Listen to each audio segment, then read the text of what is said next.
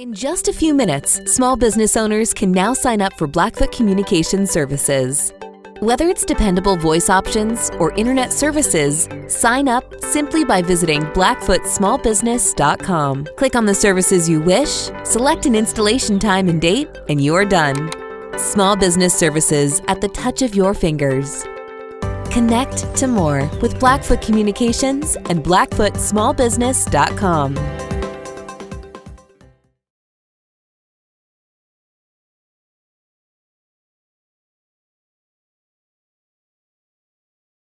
What's up, everybody? Colter Nuanez, SkylineSportsMT.com.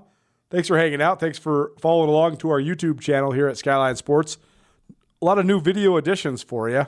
The people tell me that's what they want. So thanks for following along with us. And if you haven't already, please subscribe to our YouTube channel. You can have some press conference stuff on there. Also, me sitting here talking, giving you some players to watch, some storylines to follow.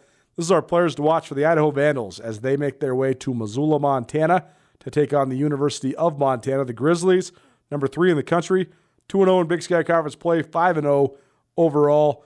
Idaho is on a 3-game winning streak. They are 2-0 as well in Big Sky play, 3-2 overall, and they are also, like Montana, coming off a bye. The first player to watch for the Idaho Vandals, Giovanni Mccoy. He's a redshirt freshman quarterback, and he's been the model of efficiency so far this season. He's completing almost 73% of his passes. He has thrown 10 touchdowns and for 1,073 yards, so about 215 yards per game. He's only thrown 2 interceptions. He's not thrown a pick in Big Sky Conference play. So great job by the coaching staff for developing him and getting him up to speed.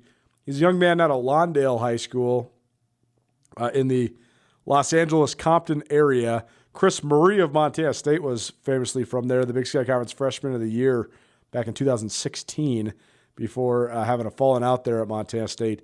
And I also believe there was a Cal Poly quarterback from Lawndale as well. That was a great player, at least in the high school level, and played there for the Mustangs when they were still running the triple option. So there's been a lot of athletic quarterbacks that have come out of Lawndale. Giovanni Mccoy will join us on the Big Sky Breakdown podcast a little later on this week, so stay tuned for that as well, and go subscribe to the Big Sky Breakdown podcast on all your various podcast hosting platforms. But McCoy, he is a dual threat, but he hasn't run it that much, just 33 rushing attempts so far, just averaging 10 yards per game on the ground. He has a little bit of a long, kind of unorthodox throwing motion, but he spins it. He can drop it in the bucket, and he's been, like I said, very, very accurate so far in Big Sky Conference play. He will face, to this point, his toughest test in the Montana defense. The Vandals did open up with back-to-back FBS opponents, Washington State and Indiana.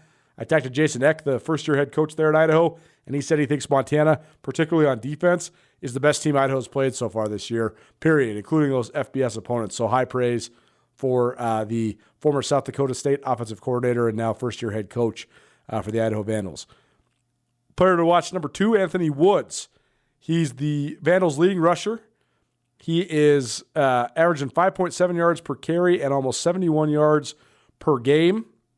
He had a season-best 96 yards on 17 carries, including his first career touchdown in Idaho's 55-35 win over Northern Colorado.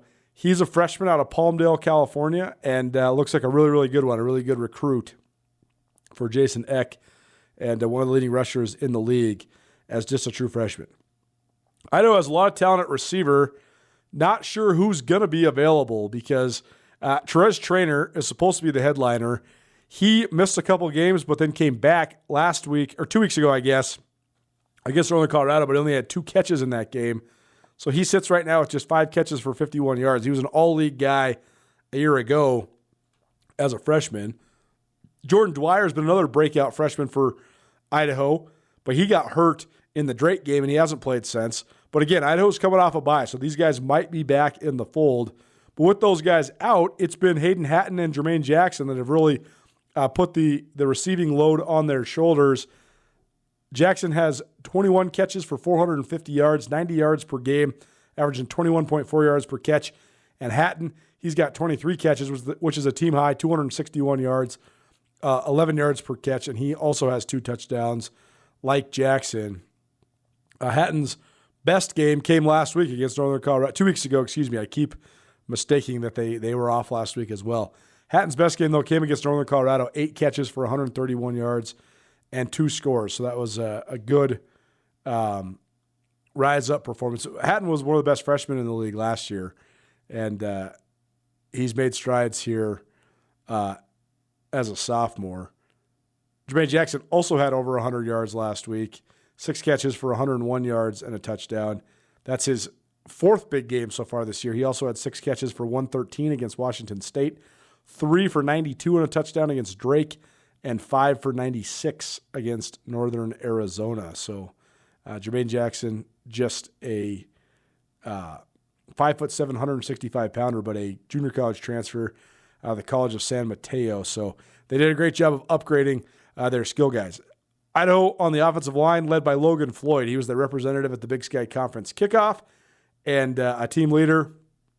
And Idaho's been good up front ever since they came back to the Big Sky in 2018. That's another storyline here, is I think that Idaho, under a first-year head coach and a program that now has a full roster of players that came to play in the Big Sky, came to play in the FCS, I think that helps just with your continuity, what it means, reestablishing the tradition that Idaho once had. I mean, people forget, Idaho won 8 Big Sky Conference titles between 1965 and 1992, including 5 between 1982 and 1992. They were ahead of the Grizz. They were ahead of the Cats. They were neck and neck with Boise State in the Big Sky Conference. And then we all know what happened when Boise and Nevada and Idaho all moved up. Nevada did well. Boise did unbelievably well. And Idaho, not so much. And so now they're back in the place where at least I think they belong. Join Town Pump's Pump It Up Rewards Plus program and never pay full price for fuel again. Save 5 cents on every gallon every day at any Town Pump across Montana. Plus, earn and redeem points on your favorite in-store items to get free stuff with our clubs. Stop in and pick up a rewards card. Download the Pump It Up Rewards Plus app today. Or visit townpump.com/rewards to register and start saving. Town Pump. Right down the road. Pump it up. Oh, yeah. Idaho players to watch defensively. Feave, the man with 2 first names. He is a senior linebacker. He was a honorable mention selection in the spring and then an all-league selection last fall. Former Washington State transfer and just a tackling machine. He's been really, really good there at Idaho, and now he's playing sort of that primary tackler role with Trey Walker moving on, but he was a great compliment to Walker a year ago. He leads the team in tackles by 2-fold. He's got 50 tackles, which is almost twice as many as Paul Moala, who's our second player to watch for Idaho. But Feave has 50 total tackles, 1.5 tackles for loss, and a sack. He's also forced a fumble and broken up a couple passes as well. Moala is a transfer from Notre Dame. He will also join us on the Big Sky Breakdown podcast a little later on this week. He has 27 tackles, 2 tackles for loss, and a pair of interceptions. The interception total is tied for the team lead.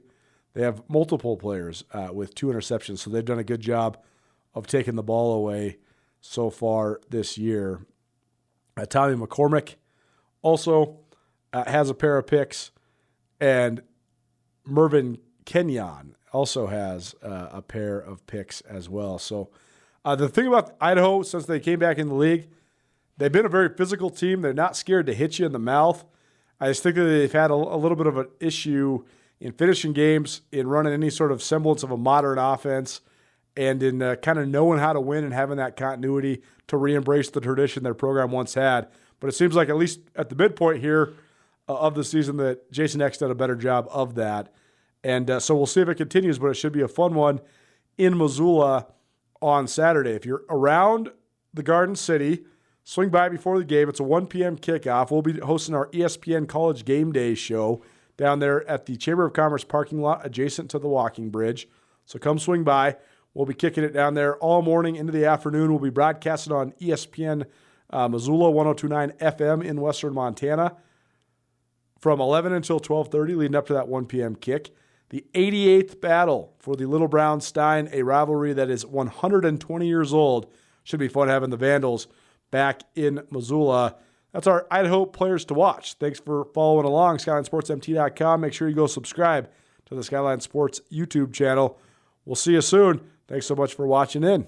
Town Pump's Pump It Up Rewards Plus program and never pay full price for fuel again. Save 5 cents on every gallon every day at any town pump across Montana. Plus, earn and redeem points on your favorite in-store items to get free stuff with our clubs. Stop in and pick up a rewards card. Download the Pump It Up Rewards Plus app today. Or visit townpump.com/rewards to register and start saving.